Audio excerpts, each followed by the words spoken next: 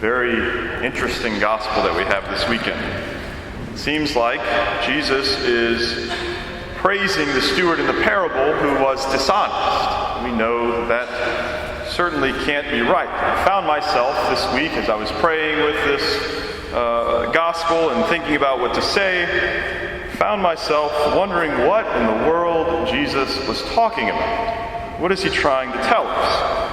And although it can seem very confusing and a bit off-putting at first, I think that we can draw several parallels from this gospel to our spiritual life. And I want to touch on three of those today. The first thing that I think we should notice is why exactly the master was upset. The master was upset because the steward, the man who was entrusted to care for his possessions, for his property, was squandering them, right? Wasn't taking care of them like he should have. He wasn't doing his work. He wasn't doing what was entrusted to him. I think the same can be said of us in the spiritual life. At times, the master gets upset with us because we're not taking care of what he has given us. Right? Everything we have, everything we are, comes from Jesus. He entrusts it to us. He gives us our gifts, our talents, our life. He gives that to us, not so that we can sit around doing nothing all day, but so that we can take care of what he's given us and use it for his kingdom, right? To build up his kingdom. He gives us the gifts that he gives us so that we can be workers in his vineyard. The second point is that once the steward heard of his master's displeasure, he did something about it. He immediately started to do something. He realized that he was being a slacker, that he had failed in what he had been entrusted to do, and he tried to do something. He knew that he would still be fired, but he tried to make a change in order to prepare for the future. He tried to prepare for himself, or provide for himself. And this is what the master praised. Right? Not the fact that he was dishonest, but the fact that he did something. The fact that he was trying to prepare for the future. And we too are called to change our ways when we realize that we're doing something wrong. Christian life is about constant conversion.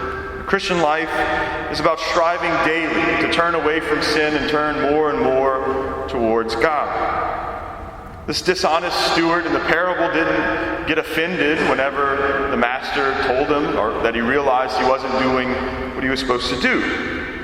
He took the criticism because it was just. And too often, I think people, myself included, maybe myself first, get offended whenever people correct them. Whenever they let us know that we're doing something wrong. I remember not too long ago being criticized about a homily that I gave. I was not very happy about it. I didn't rejoice in the fact that I was criticized. I was angry. How dare that person tell me what I should talk about? Tell me what to preach on? But in the days that followed, right, as I calmed down a little bit and the initial shock wore off, I thought about the criticism that was given to me. I tried to learn something from it. Obviously, I didn't agree completely with it, but there was a little bit of truth in it, and I had to recognize that and try to deal with it. None of us are perfect. We're all squandering our gifts in some way. And so when we're corrected, we should accept it as an opportunity to become better stewards of what we've been entrusted with. To become better in our faith. And the last point that I want to talk about, which I think is one of the most important points that we can realize in our spiritual journey, is that not much changed in that steward. Right? He took action, he did something, but not much changed him. He went from being lazy to being dishonest. He was still messing up quite a bit. He felt the punishment that was coming from the master, and he made a change, but he was by no means perfect. He still did bad things, and probably long after this parable ends, he continued to do bad things, continued to mess up. And this is something important to keep in mind as we try to grow in our faith. That just because we make a decision, that we decide to follow Christ, it doesn't mean that we are going to become perfect automatically or instantly, right away. Christian life is a journey, right? It plays out over the many years of our life. The steward in the parable had probably been lazy for quite some time before the master recognized it. It took him years to develop that bad habit of being a bad steward. And so just as it took him years to develop that bad habit, it probably took him years to overcome it, if he ever did. And it's the same with us in our sins. Right? If I've developed a habit of gossiping over many, many years and I haven't really worked on it, I'm probably not all of a sudden going to be able to stop gossiping if I just recognize that I'm doing it. It's probably going to be a process. Right? Maybe I'm going to first recognize that I'm gossiping in the process of doing it. And say, oh, well, I'm gossiping, maybe I shouldn't have done that. And then maybe after we think about it and work on it for a while, we'll get to a place where, we think, before we do it, we say, oh, I'm about to gossip about this person. But then we do it anyway. It's a little bit better than doing it and realizing it after the fact, but it's still not where we want or need to be. And then maybe, many years down the road, we'll be able to recognize when we're about to mess up, when we're about to talk about someone, and say, you know what, this isn't a good idea. I'm not going to do it. It's probably going to be a process. And it's the same with any sin, right? Whether it's drinking or drugs or lust or greed or hate or not forgiving when we should, whatever it is, if we're in a habit of doing that, then it's probably not going to go away overnight. It's probably not just going to be a simple decision that we're going to stop doing it and it's going to happen. Right? Maybe we trust that God can work miracles, right? Maybe He is going to give us that grace to cut something out just like that. But for most of us, for most of our sins, we're probably going to struggle with them.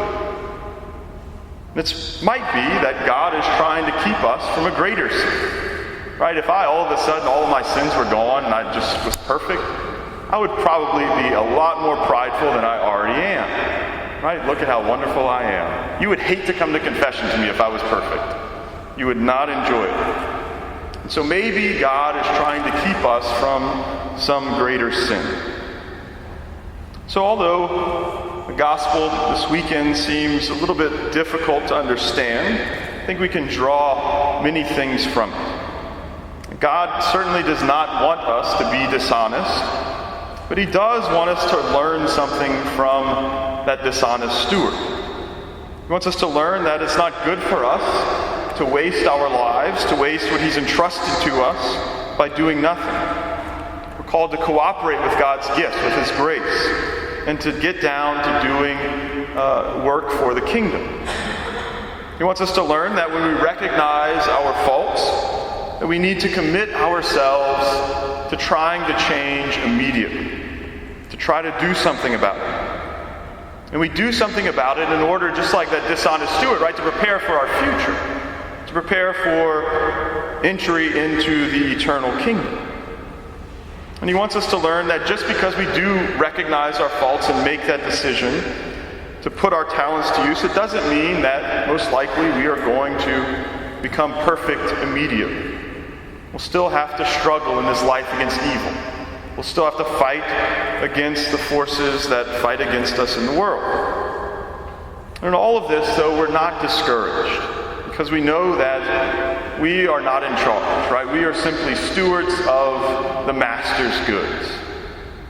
In the end, it's not up to us to make everything turn out well. We're simply called to be faithful and to trust that the Master, who is in charge of it all, will take care of us.